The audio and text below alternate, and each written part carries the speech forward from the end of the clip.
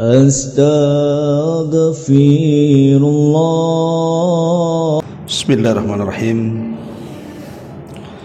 Assalamualaikum warahmatullahi wabarakatuh. Alhamdulillah wassalatu wassalamu ala Rasulillah wa ala alihi wa sahbihi wa mawalah wa la hawla wa la quwwata illa billahi wa ba'du.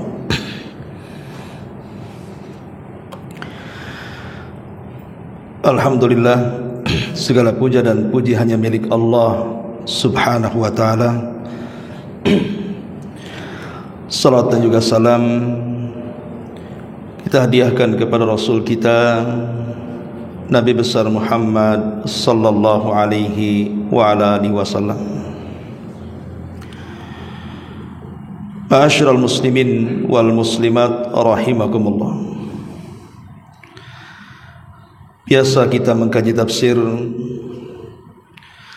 biar tidak bosan mungkin kita selingi dengan tematik. Malam ini kita akan membahas tentang pelajaran berharga dari seekor unta. Ma'asyiral muslimin yang dimuliakan Allah subhanahu wa ta'ala, unta ini binatang yang menakjubkan yang Allah subhanahu wa ta'ala jadikan tanda dari tanda-tanda kuasanya. Sampai-sampai Allah subhanahu wa ta'ala mengatakan dalam Al-Quran, afala yanzuruna ilal ibili kaifa khuliqat. Tidakkah kalian melihat bagaimana unta diciptakan? Bukankah binatang-binatang yang lain, kuda, gajah, kambing, sapi dan yang semacamnya, itu juga diciptakan Allah subhanahu wa ta'ala? Tapi kenapa Allah subhanahu wa ta'ala memilih kata unta? Ya, karena unta ini berbeda dengan binatang-binatang yang lainnya. Apa saja keajaiban unta ini dan apa pelajaran yang bisa kita petik dari binatang unta ini? Ma'asyiral muslimin yang dimuliakan Allah subhanahu wa ta'ala, Al-Quran menyebut unta itu sampai 12 kali dengan berbeda lafaz. Pertama, terkadang Allah subhanahu wa ta'ala menyebut unta itu dengan kata jamal, dan itu disebutkan di dalam Al-Quranul Karim pada surah Al-A'raf ayat 40. Ketika Allah subhanahu wa ta'ala berfirman, innal ladzina kadzabu bi ayatina wastakbaru anha la tufattahu lahum abwabus sama wa la yadkhulunal jannata hatta yalijal jamalu fi sammil khiyat. Orang-orang yang mendustakan ayat-ayat kami, kata Allah, dan mereka sombong, maka selamanya tidak akan dibukakan kepada mereka pintu-pintu langit, dan mereka tidak akan masuk surga sampai ada cerita unta masuk ke liang jarum. Kalimat la yadkhulul jannah hatta yalijal jamalu fi samil khiyat, di sini ada kalimat jamal, sampai ada cerita unta masuk ke lubang jarum. Ada unta masuk ke lubang jarum? Mustahil. Lubang jarum itu kecil, unta itu besar. Maknanya Allah subhanahu wa ta'ala ingin mengatakan, jangan harap orang-orang kafir yang mati itu mereka masuk surga. Semustahil unta masuk ke lubang jarum.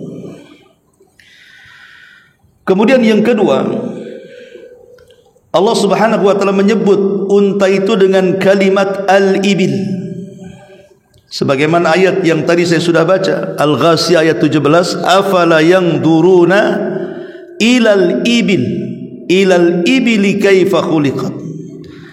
Tidakkah kalian melihat bahwa unta itu diciptakan? Ayat ini ada asbab nuzulnya.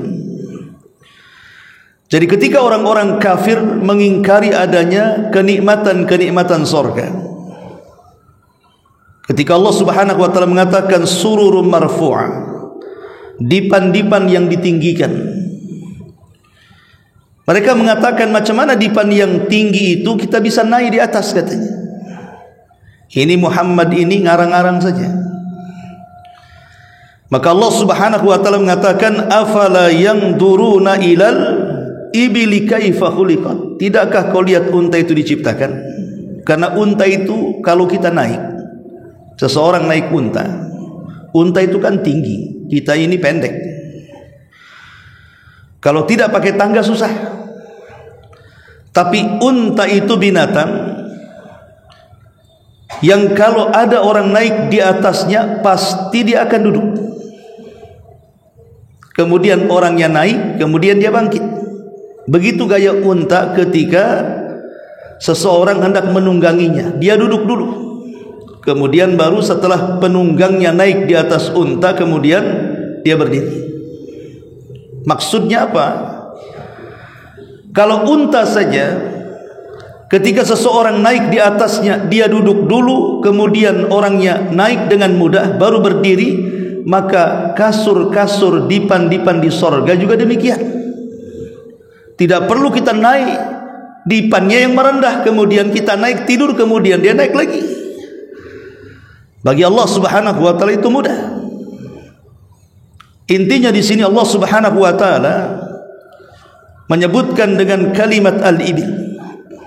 Kemudian yang ketiga, Allah Subhanahu wa taala menyebut kalimat unta dalam Quran itu dengan lafaz naqah. Sebagaimana Allah mengatakan dalam surah Hud ayat 64. Wa ya qaumi hadhihi naqatullahi lakum ayah. Ini perkataan Nabi Allah Saleh ketika umatnya meminta mukjizat. Nabi Saleh suruh mengeluarkan unta dari batu. Kenapa meminta mukjizat seperti ini? Karena kaum Tsamud, kaumnya Nabi Saleh itu biasa memahat batu, membuat istana-istana, bukan untuk ditempati, tidak, mereka hanya hobi saja. Lah karena mereka selalu berbaur dengan batu, memahat batu, makanya mereka meminta kepada Nabi Saleh, keluarkan dari batu ini unta, katanya. Maka Nabi Allah Saleh berdoa kepada Allah, tiba-tiba batu itu belah, keluar unta hamil 10 bulan. Dan Allah katakan, perkataan Nabi Saleh, ya qaumi hadhihi naqatullahi lakum ayah. Wahai kaumku, inilah unta betina dari Allah sebagai mukjizat yang ditunjukkan kepada kalian. Kemudian yang nomor 4, terkadang Allah Subhanahu wa taala menyebut unta dalam Quran itu dengan kalimat al-ba'ir. Sebagaimana Allah Subhanahu wa taala sebut dalam surah Yusuf ayat 65. Walamma fatahu mata'ahum wajadu bidha'atahum ruddat ilaihim.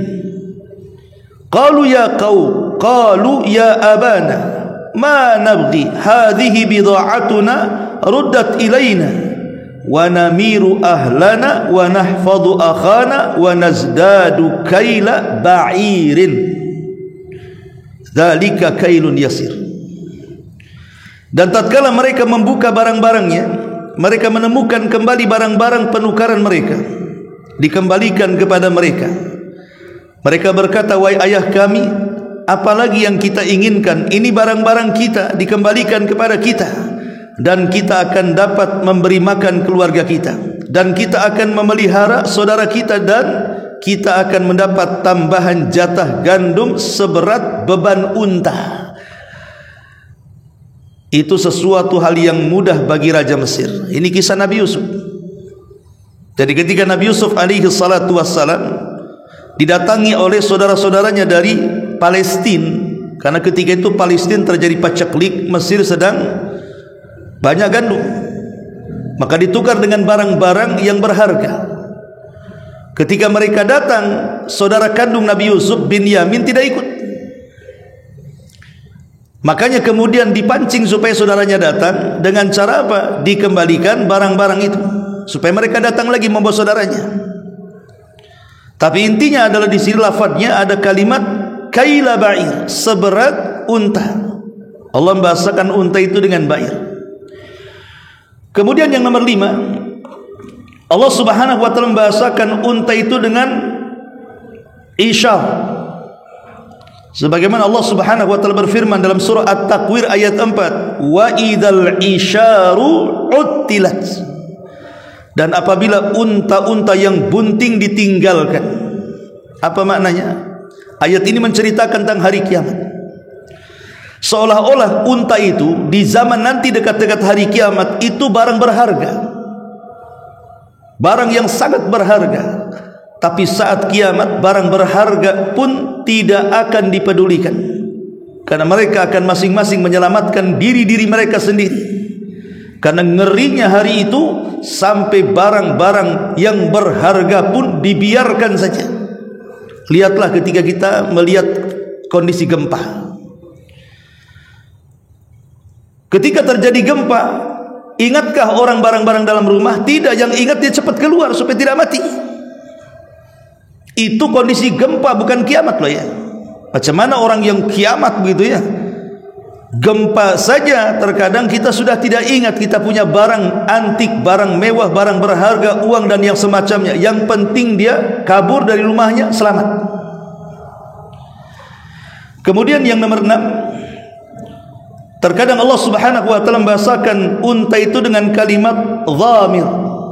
Sebagaimana disebutkan dalam surah Al-Hajj ayat 27. Wa adzin fin nasi bil haji ya'tuka rijalan wa ala kulli dhamirin ya'tina min kulli fajin amik. Dan berserulah kepada manusia untuk mengerjakan haji. Niscaya mereka akan datang kepadamu dengan berjalan kaki dan mengendarai unta. Kalimat ini kulla dhamir wa ala kulli dhamir, mengendarai unta yang kurus yang datang dari segenap penjuru yang jauh. Ayat ini menceritakan tentang kisah Nabi Ibrahim. Jadi setelah Nabi Ibrahim membangun Ka'bah, Ibrahim diperintahkan Allah untuk mengajak manusia haji. Disuruh untuk memberitahu orang yang ada di ujung barat, ujung timur, ujung selatan dan utara. Nabi Ibrahim bingung, ya Rabb, kalau aku harus berjalan ke ujung-ujung arah itu, sampai kapan? Aku tidak sanggup memberitahu mereka harus berjalan ke ujung-ujung arah itu. Maka Allah mengatakan, tidak perlu kau berjalan ke ujung-ujung arah itu. Cukup engkau berteriak dari sini ke barat, nanti suaramu akan aku sampaikan ke ujung barat. Cukup kau berteriak ke arah timur, nanti suaramu akan aku sampaikan ke ujung timur. Dan begitu seterusnya. Makanya Allah mengatakan, wa adzin fin nasi bil hajj. Serulah manusia untuk mengerjakan haji. Dan ini salah satu mukjizatnya Nabi Ibrahim. Suaranya bisa sampai kemana-mana. Walaupun dia hanya di satu titik ngomong, tapi suaranya sampai ke ujung-ujung arah. Ini juga nomor 6. Kemudian yang nomor 7, Allah Subhanahu wa taala juga mengistilahkan dengan kalimat him.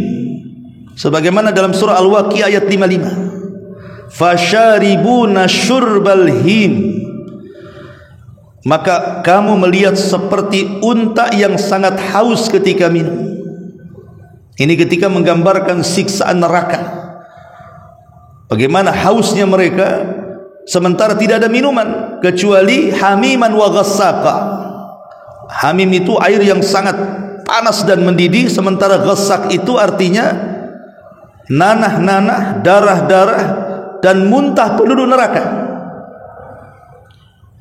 Kemudian yang nomor 8, Allah Subhanahu wa taala juga mengistilahkan dengan kalimat al-wabar. Sebagaimana disebutkan dalam surah An-Nahl ayat 80. Wallahu ja'ala lakum min buyutikum sakanan wa ja'ala lakum min juludikumul an'am buyutan tastakhifunaha yawma dha'nikum wa yawma iqamatikum wa min aswafiha wa awbariha wa ash'ariha utsatsan wa mata'an ilahin. Dan Allah menjadikan bagimu rumah-rumahmu sebagai tempat tinggal, dan dia menjadikan bagimu rumah-rumah kemah-kemah dari kulit binatang ternak yang kamu merasa ringan membawanya di waktu kamu berjalan dan waktu kamu bermukim, dan dijadikannya pula dari bulu domba serta bulu unta. Sini kalimat unta maksudnya wa aubariha. Terkadang Allah Subhanahu wa taala menyebut kalimat wabar. Kemudian yang nomor 9, Allah Subhanahu wa taala mengistilahkan unta dengan kalimat al-badn. Al-budunu, al-budunu sebagaimana disebutkan dalam surah Al-Hajj ayat 38. Wal budunu ja'alnaha lakum min sya'airillah, dan unta-unta itu kami jadikan untukmu sebagai syiar Allah Subhanahu wa taala. Maksudnya ketika berkurban, maka kurban terbaik adalah kurban dengan unta. Maksudnya untuk satu orang, bukan berserikat. Kalau tidak sanggup maka 1 ekor sapi. Maksudnya untuk satu orang, bukan berserikat. Kalau tidak sanggup 1 ekor kambing. Kalau tidak sanggup berserikat unta, kalau tidak sanggup berserikat sapi. Di sini Allah Subhanahu wa taala menyebut unta dengan kalimat al-budnu. Al-budnu adalah unta. Ma'asyiral muslimin yang dimuliakan Allah Subhanahu wa taala, terkadang Allah Subhanahu wa taala mengistilahkan unta dengan beberapa, dalam satu ayat itu dengan 4 kalimat. 4 kalimat maksudnya adalah ketika Allah Subhanahu wa taala menjelaskan tentang sesembahan-sesembahan orang-orang kafir. Karena orang-orang kafir itu kan biasa mereka melakukan persembahan dengan memberikan unta. Ada istilah syaibah, ada istilah wasilah. Itu disebutkan di satu ayat itu kalimat 4 tentang sesembahan orang-orang kafir, disebutkan dalam surah Al-Maidah ayat 103. Ma ja'alallahu min bahiratin wala saibatin wala wasilatin wala hamin. Dan Allah sekali-kali tidak pernah mensyariatkan adanya bahirah, saibah, wasilah dan ham. Ini 4 kata ini maksudnya unta-unta yang dikorbankan.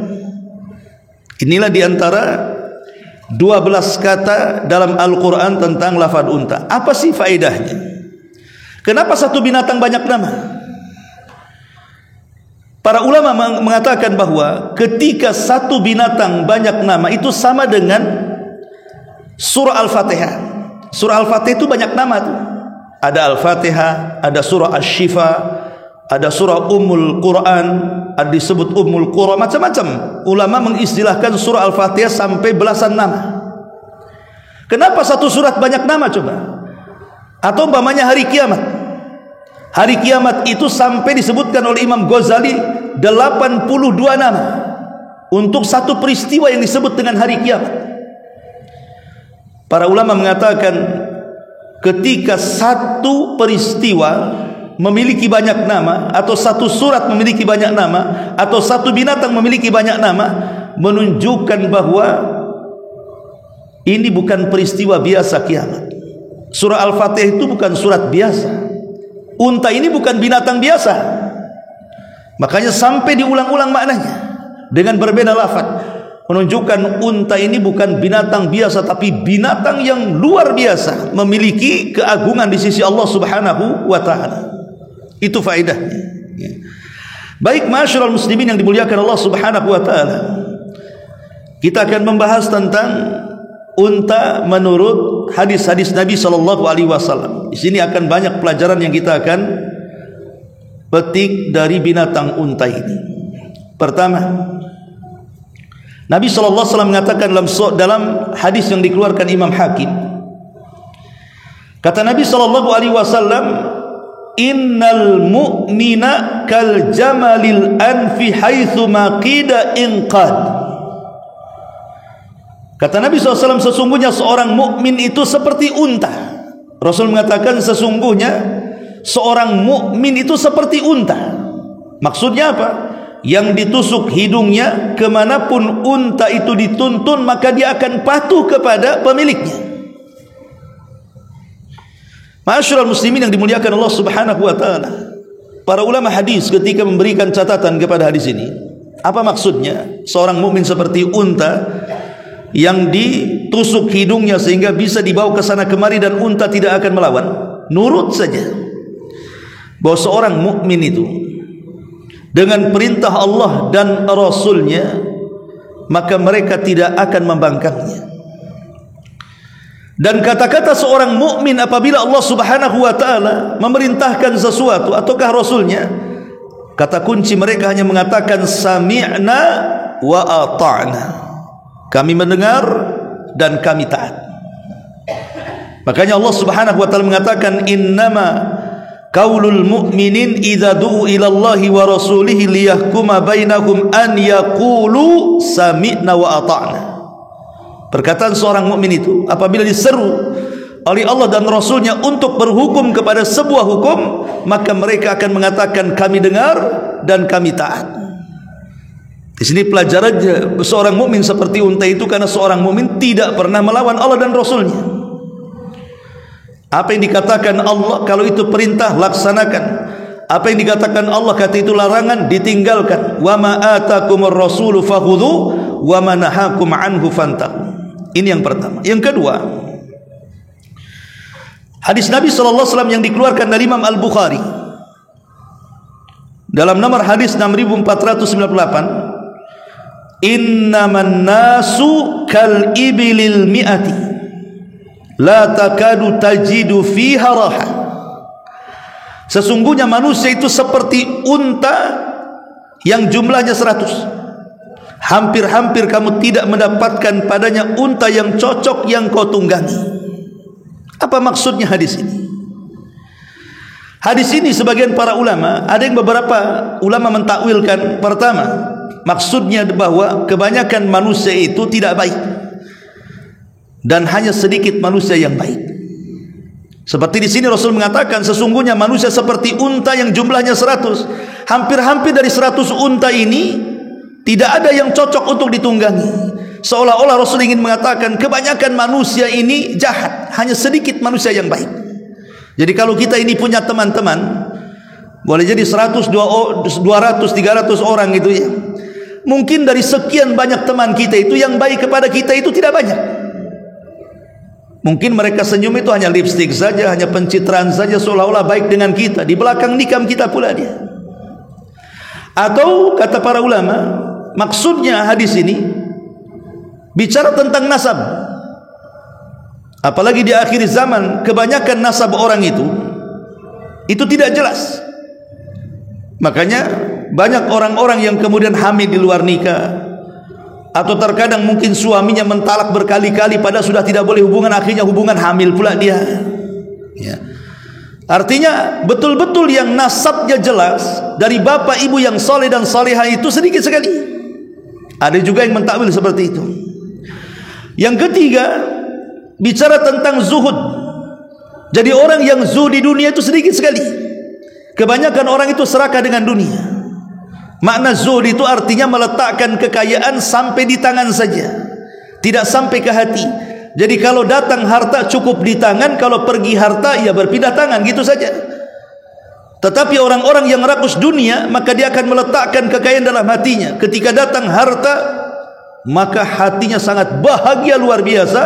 Ketika hilang harta, hatinya sangat sakit luar biasa. Itulah orang yang rakus dengan harta. Artinya orang yang zuhud itu sedikit. Kebanyakan orang-orang yang rakus dengan harta. Atau juga takwil sebagian para ulama, maksudnya orang-orang yang baik agama dan akhlak itu sedikit. Kebanyakan orang-orang itu kalau tidak buruk agama, buruk akhlaknya. Dari sini kata Nabi SAW, innaman nasu kal ibilil mi'ah la takadu tajidu fiha rah. Ini yang kedua. Yang ketiga,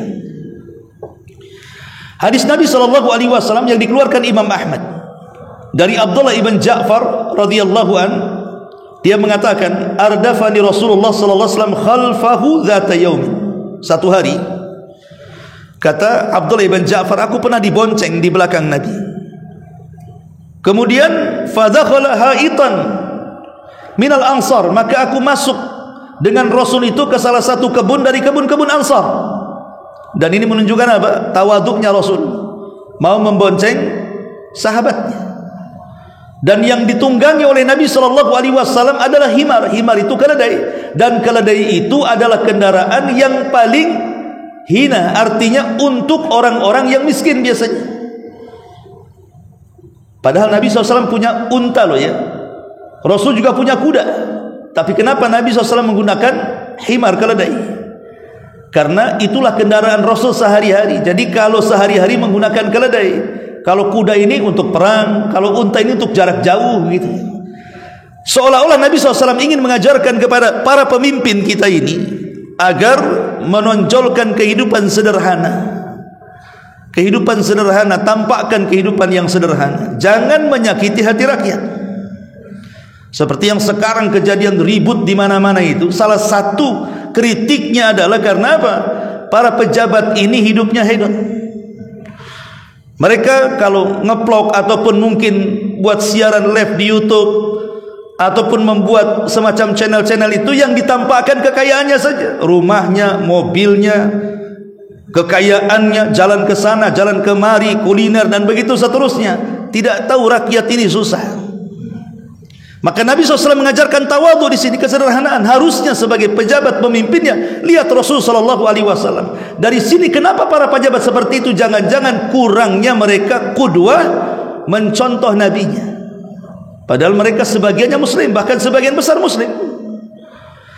Ma'asyiral muslimin yang dimuliakan Allah Subhanahu wa taala, wajar kalau sampai menyakiti hati rakyat itu mungkin seperti itu. Walaupun sebenarnya demonstrasi dalam Islam sendiri itu tidak boleh sebenarnya melakukan demonstrasi itu. Ulama membagi hukum demonstrasi itu 4.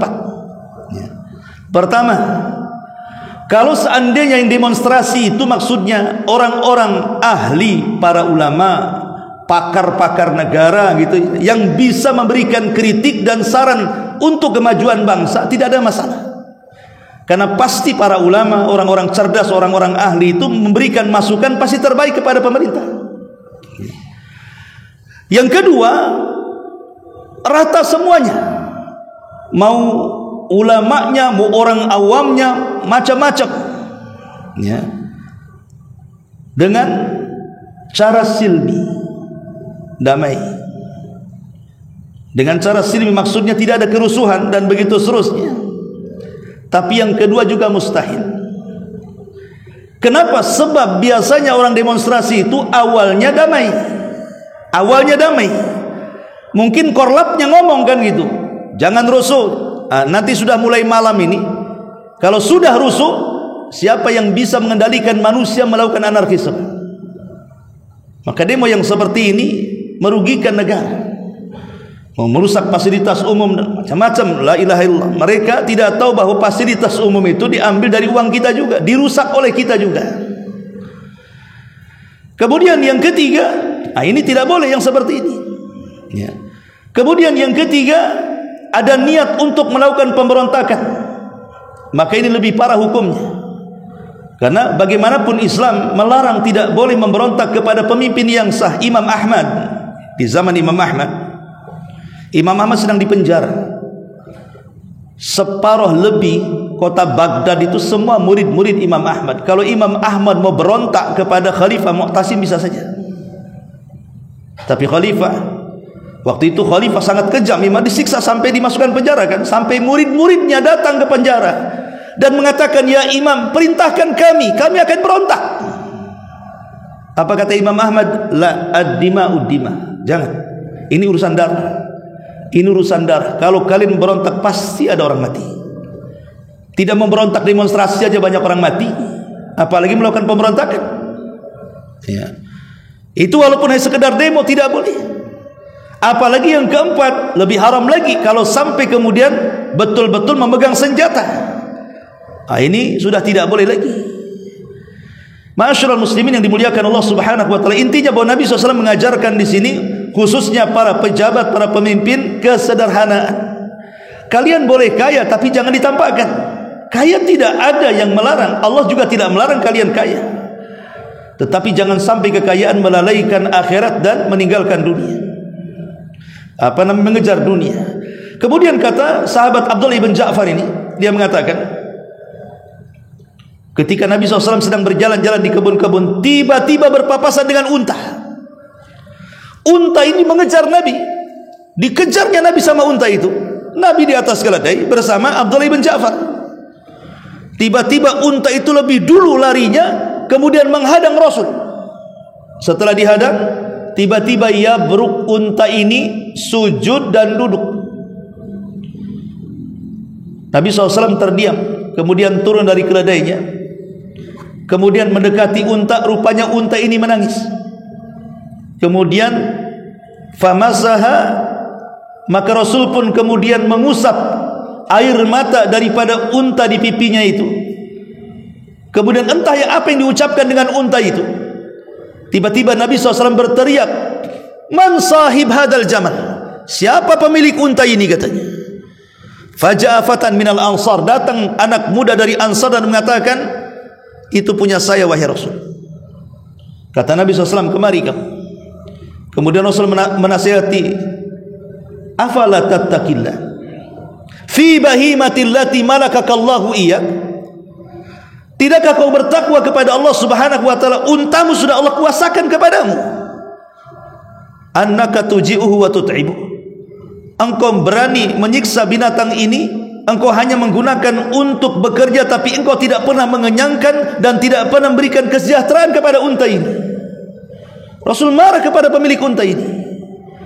Lihat bagaimana Nabi SAW mengajarkan, kalau unta saja, binatang, tidak boleh disia-siakan tuannya, hanya dipekerjakan, tapi tidak pernah dikasih makan. Itu menyiksa binatang namanya. Macam mana pula manusia? Terkadang ada orang yang kemudian mengambil pembantu di rumah tangga. Terkadang ada yang disiksa pembantu itu, ada yang tidak digaji pembantu itu, atau mungkin karyawan, ada yang bekerja lama tapi nggak digaji-gaji sama bosnya. Lah, lihat Islam mengajarkan unta saja diperhatikan sama Nabi. Lebih daripada itu, bahwa unta di sini tahu kemana dia harus mengadu. Dia tahu kemana harus mengadu kepada Nabi SAW. Tahu itu Nabi. Tapi kita umat Islam ini terkadang tidak pernah mengembalikan urusan kita kepada Allah dan Rasulnya. Pada Allah mengatakan, "Idza tanazza'tum fi syai'in farudduhu ila Allahi wa Rasul." Kalau kalian bermasalah dengan sesuatu, kembalikan solusinya kepada Allah dan kepada Rasulnya, bukan kepada hawa nafsunya. Ini juga di antara pelajarannya. Kemudian selanjutnya, unta ini binatang yang tidak akan punah sampai kiamat. Binatang-binatang yang lain bisa punah, tapi unta ini saat menjelang kiamat dia masih hidup. Maksudnya masih ada. Bukan berarti untanya hidup sampai kiamat, tidak. Unta itu 40 tahun meninggal. Maksudnya sampai kiamat dia tidak punah, masih ada. Dan itu disebutkan dalam hadis Nabi SAW, "La taqumus sa'ah hatta takhrujan narun min ardil hijaj tudi'u anaqal ibli bi Basrah." Tidak akan terjadi hari kiamat, kata Rasul, sampai api keluar dari tanah Hijaz yang menerangi leher-leher unta di Basrah. Kita tahu bahwa keluarnya api di akhir zaman itu dari dua tempat. Pertama dari Hijaz, Mekah Madinah. Yang kedua dari Aden, Yaman. Dan keluarnya api dari perut bumi ini, itu tanda akhir dari tanda-tanda kiamat besar. Karena Al-Imam Ibnu Hajar Al-Asqalani dalam kitabnya Fathul Bari menukilkan pendapat Al-Imam At-Tayyibi rahimahullahu ta'ala. Di antara ijtihad beliau ketika menyusun tartib kiamat, tanda-tanda kiamat besar itu, dia mengatakan yang pertama muncul Dajjal. Munculnya Dajjal dulu. Sebelumnya Imam Mahdi itu kiamat kecil, tanda-tanda kiamat kecil. Muqaddimah tanda-tanda kiamat besarlah Imam Mahdi. Tapi yang pertama munculnya tanda-tanda kiamat besarlah munculnya Dajjal. Kemudian setelah itu Isa turun dari langit dan membunuh Dajjal. Yang kedua Isa bin Maryam turun dari langit kemudian membunuh Dajjal. Kemudian yang ketiga setelah Dajjal mati dibunuh Isa bin Maryam, maka masih di zaman Isa keluar Ya'juj wa Ma'juj, dua kabilah besar yang sembunyi di sebuah tempat yang terbenteng yang dibuat oleh Dzulqarnain di zamannya. Dan jumlah mereka sangat banyak. Bandingannya satu dari kita 999 dari mereka. Satu dari kita 999 dari mereka. Makanya Rasulullah mengatakan, jangan kalian kira jihad sudah berhenti. Bahkan kalian akan menghadapi satu kaum yang tidak mungkin dikalahkan selamanya. Maksudnya siapa? Ya'juj wa Ma'juj. Bagaimana akan dikalahkan? 1 banding 999. Bagaimana cara mengalahkannya? Kita aja lawan 10 orang babak belur. Ini yang dilawan 1 orang lawan 999. Mana bisa dikalahkan? Makanya Isa bin Maryam tidak bisa mengalahkan pasukan Ya'juj wa Ma'juj. Justru dia sembunyi dengan kaum muslimin di Masjid Tur. Baru kemudian dia berdoa agar Allah mengirimkan azab kepada mereka. Barulah kemudian Allah mengirim semacam nagab, ulat-ulat itu yang menggigit setiap tengkuk Ya'juj wa Ma'juj, baru mati semuanya. Jadi yang membunuh itu adalah karena azab Allah Subhanahu wa taala.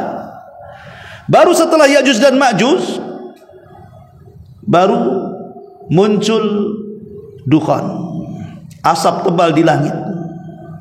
Kalau yang mengisap orang-orang yang beriman ya paling flu saja. Kalau yang mengisap orang-orang kafir sampai keluar darah.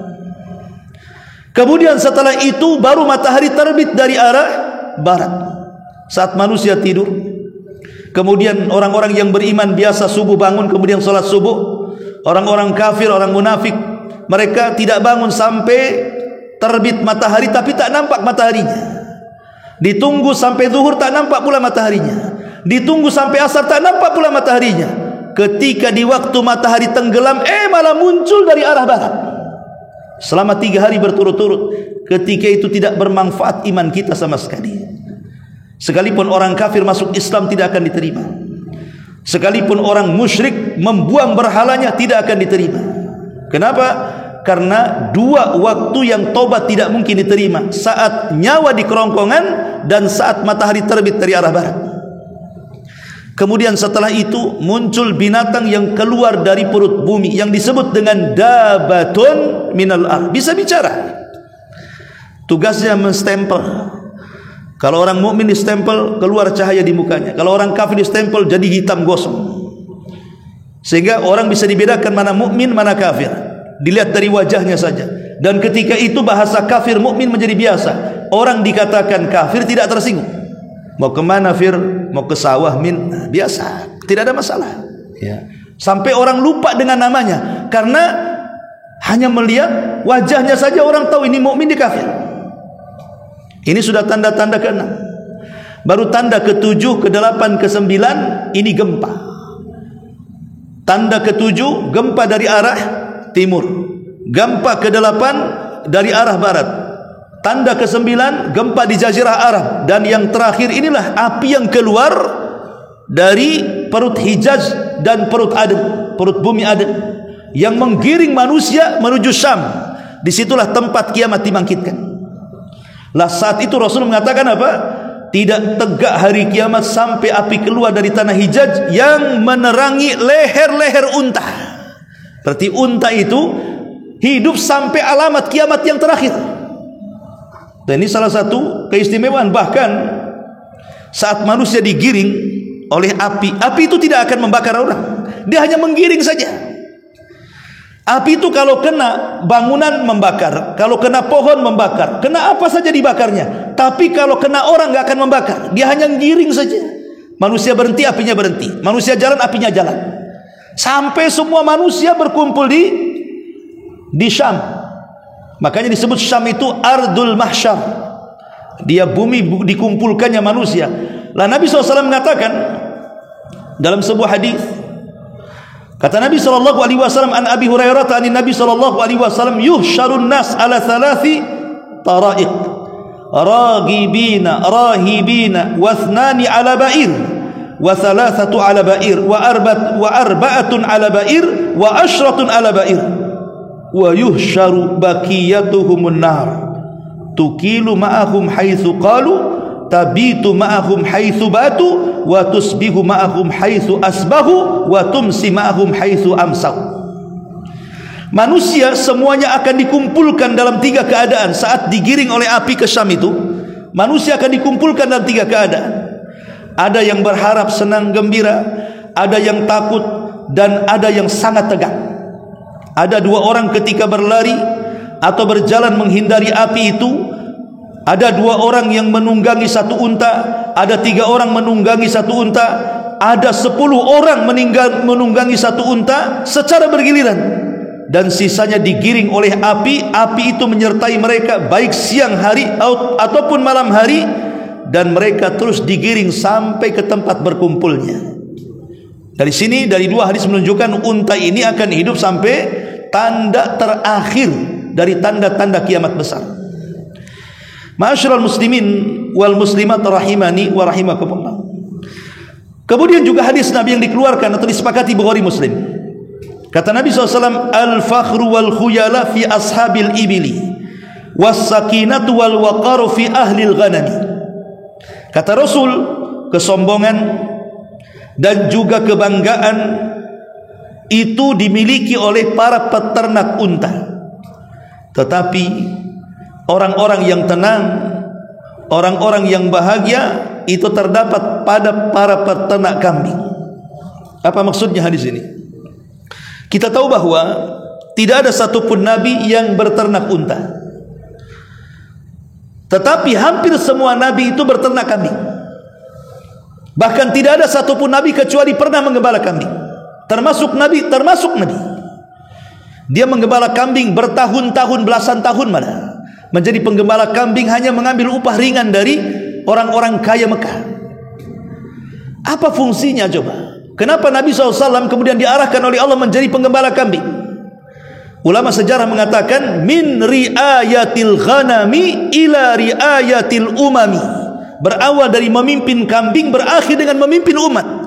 Seolah-olah modal memimpin umat itu diambil saat Rasul memimpin kambing, menjadi penggembala kambing. Kenapa demikian? Banyak sifat-sifat terlahir dari penggembala kambing. Sifat sabar. Karena bagaimanapun orang kalau punya peliharaan hewan, enggak sabar, matilah hewannya.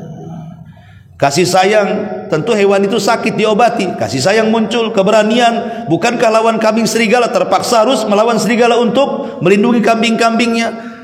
Kesederhanaan, karena beda orang yang penggembala kambing dengan orang yang kerja di kantoran kan. Tentu mereka tidur sama kambing lah ya kan, bau, lecak dan begitu seterusnya. Dan sederhana hidupnya.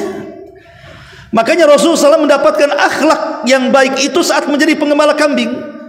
Bahkan Rasul itu dikatakan Sadiqul Amin, orangnya jujur dan amanah itu saat menjadi penggembala kambing tuh, julukan itu muncul. Karena biasanya ketika di usia-usia anak-anak muda sudah menikah, usia belasan tahun, karena orang Arab kan muda-muda udah nikah di zaman itu kan. Terkadang mereka ingin hadir di pernikahan teman-temannya, tapi kan mereka harus menggembala kambing. Maka Rasul menawarkan diri, sudah, kambing-kambing kalian sini saya rawat, kalian pergi sana. Kadang 2 hari, 3 hari, 4 hari baru pulang. Tapi tidak ada satupun kambing mereka yang hilang. Tidak ada satupun kambing mereka yang sakit. Tidak ada satupun kambing mereka yang cacat. Betul-betul sebagaimana dititipkan, itulah mereka akan dapatkannya. Dari situlah Rasul disebut Amin, orangnya amanah dan orangnya jujur. Maka sejak saat itulah Rasul SAW digelari oleh teman seprofesinya penggembala kambing sebagai Sadiqul Amin, dan ini menjadi meluas ketika Nabi SAW kemudian menikah dengan Khadijah. Karena rumah Khadijah itu bank Islam pertama yang didirikan Nabi.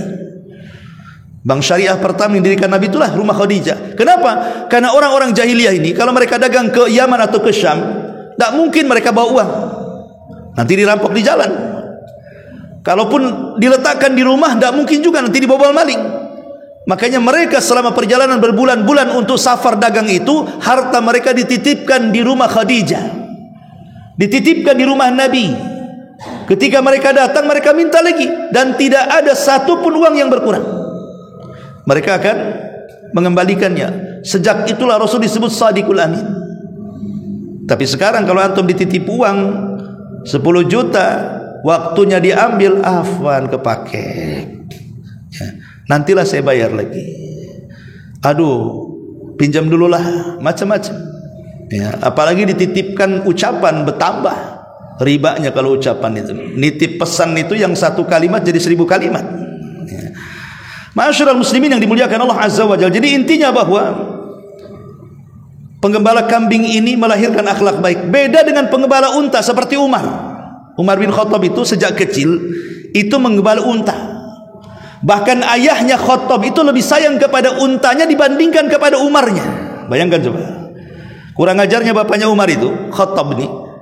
Ini Umar nih, satu hari dia ingin berkunjung kepada pamannya.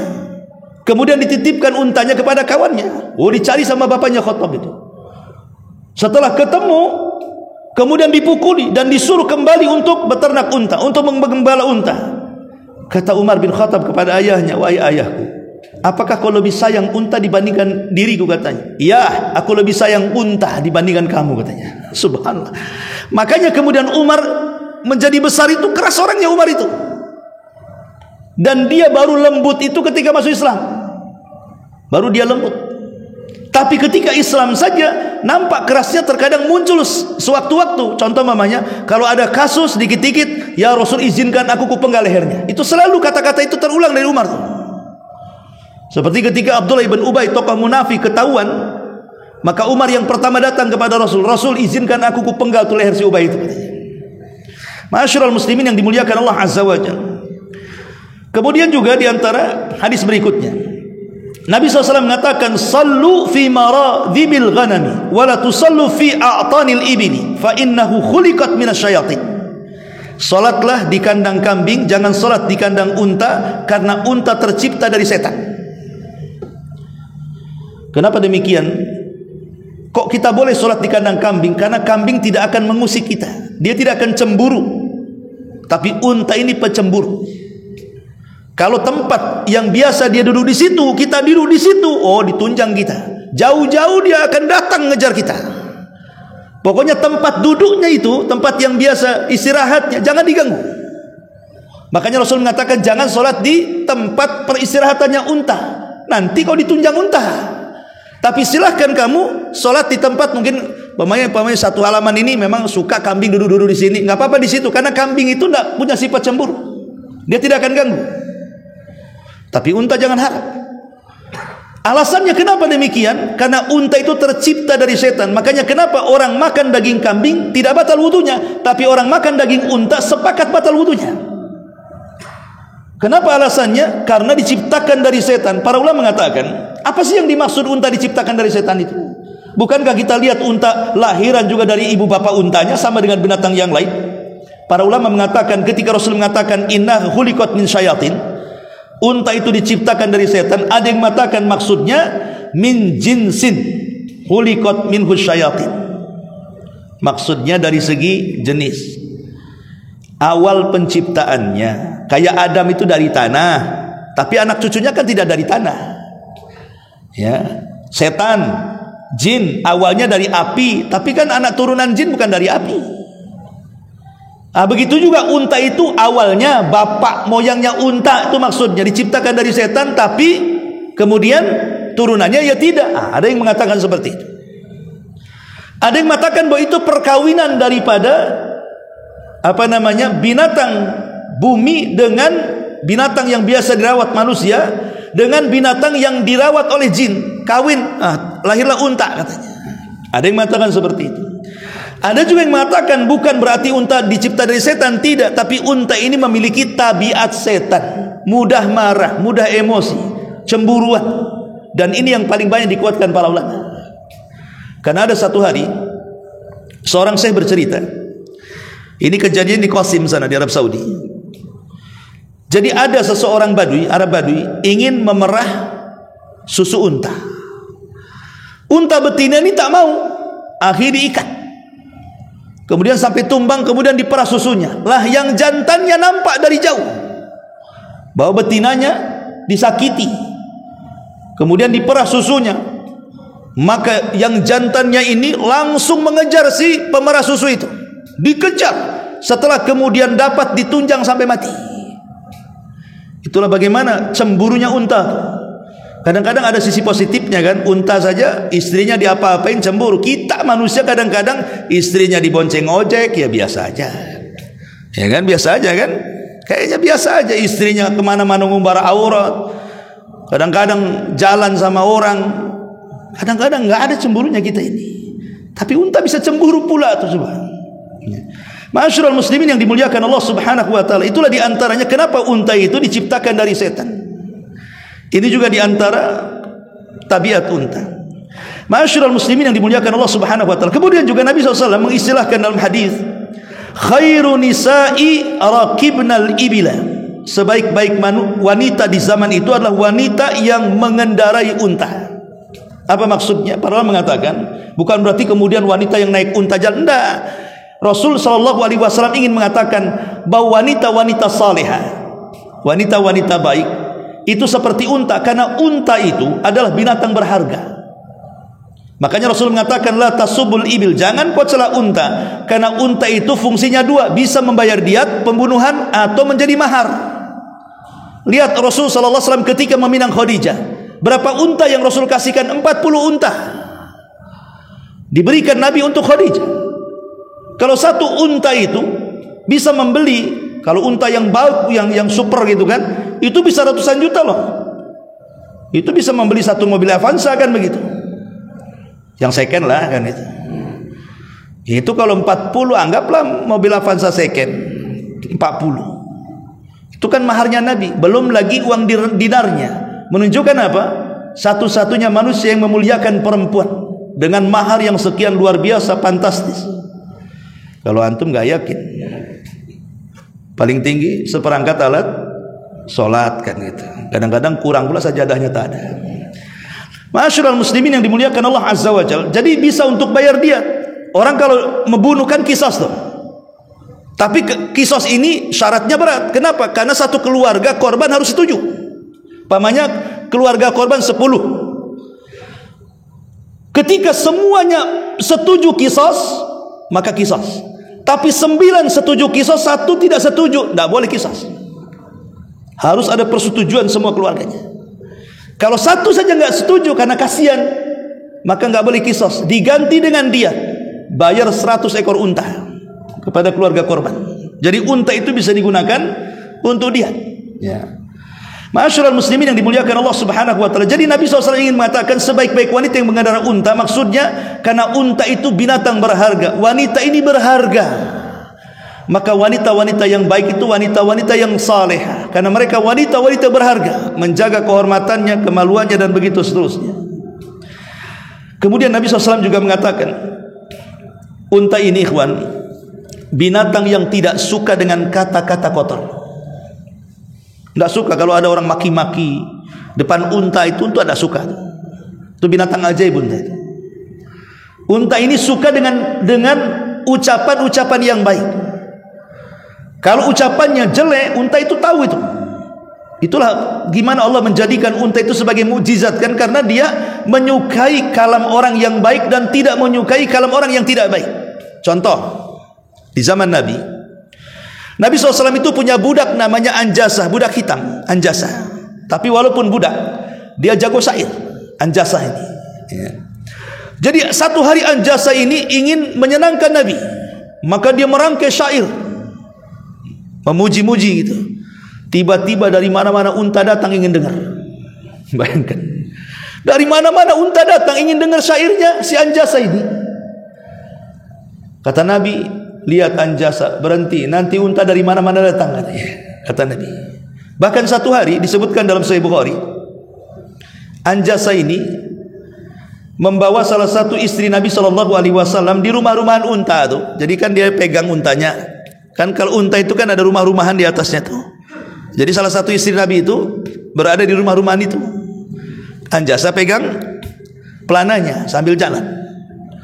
Dan biasanya Anjasah ini kalau ingin menyemangati unta selalu bersyair, maka unta akan semangat. Jadi nampak unta itu sudah loyo. Anjasah satu hari bersyair, lupa dia karena kenakan syair, untanya lari. Sampai mau terjengkang itu rumah-rumah di atas unta. Rasul sampai berteriak, Ruwaidan ya Anjasah, pelankan syairmu katanya. Itu unta itu bisa jatuh rumah-rumahannya itu. Lihat, sampai Nabi SAW mengatakan kepada Anjasah, Ruwaidan ya Anjasah, pelankan, nanti jatuh itu rumah-rumahan itu. Terdapat dalam Sahih Bukhari. Dari sini kata Imam Al-Hafidh Ibnu Hajar ketika memberikan ta'liq kepada hadis ini, lihat bagaimana unta itu suka dengan suara indah dan dia tidak suka dengan suara yang tidak indah. Harusnya kita seperti unta. Kalau ada orang yang gibah depan kita, pergi. Kalau ada yang caci maki, pergi. Sayang telinga kita jadi mendengar. Ya. Ma'asyiral muslimin yang dimuliakan Allah Azza wa Jalla. Bahkan unta ini di antara keajaibannya ketika para ulama menjelaskan, afala yang duruna ilal ibili kaifa khuliqat. Tidakkah kau lihat bahwa unta itu diciptakan? Unta ini lebih hebat daripada Google Map yang ada di handphone kita. Unta ini kuat hafalannya. Satu kali dia jalan walaupun bermil-mil, dia tahu jalan pulangnya walaupun hanya satu kali saja. Sampai-sampai Imam Ar-Razi dalam tafsirnya, Tafsir Ar-Razi, menceritakan tentang kisahnya diri sendiri. Kata Imam Ar-Razi, satu hari saya safar, kemudian ketika pulang lupa jalan. Entah kemana jalan itu udah pusing, karena namanya padang pasir ini kan semuanya sama, gundukan sana gundukan sini. Kalau kita lewat di jalan sini kan bisa, oh ada Indomaret, ada ini, ada pom bensin, oh di sini ada mall, oh di sini kita bisa kasihlah tanda-tanda, oh di sana ada lampu merah, saya ingat. Tapi di padang pasir ngingetnya gimana coba? Kiri kanan belang-belong, nggak bisa kita nginget apa, taunya pasir aja menghampar sejauh mata memandang tuh.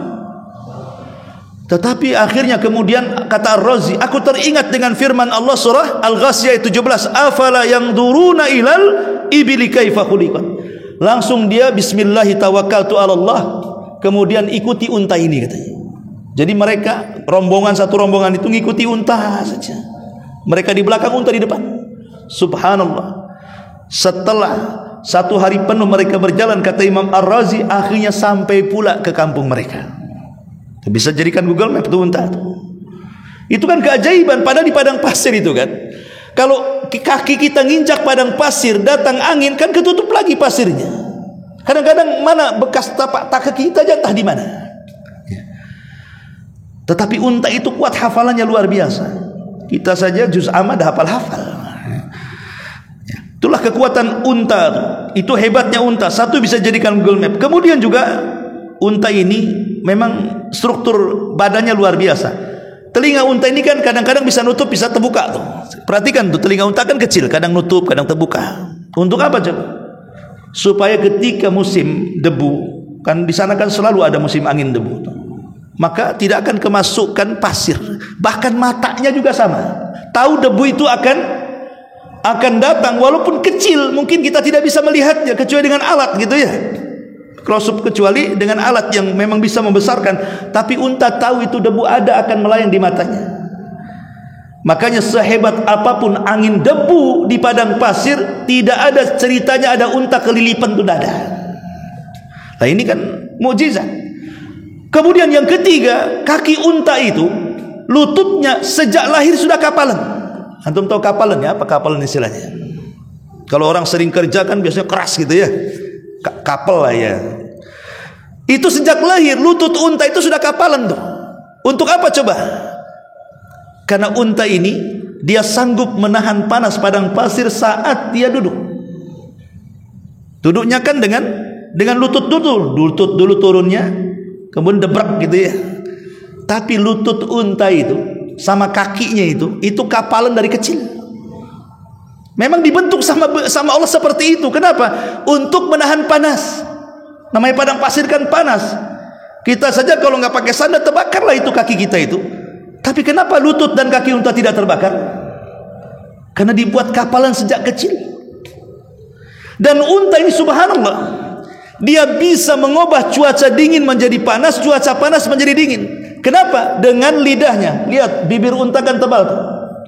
Karena tebalnya kadang-kadang walaupun ada semut gigit, dia nggak akan terasa ya.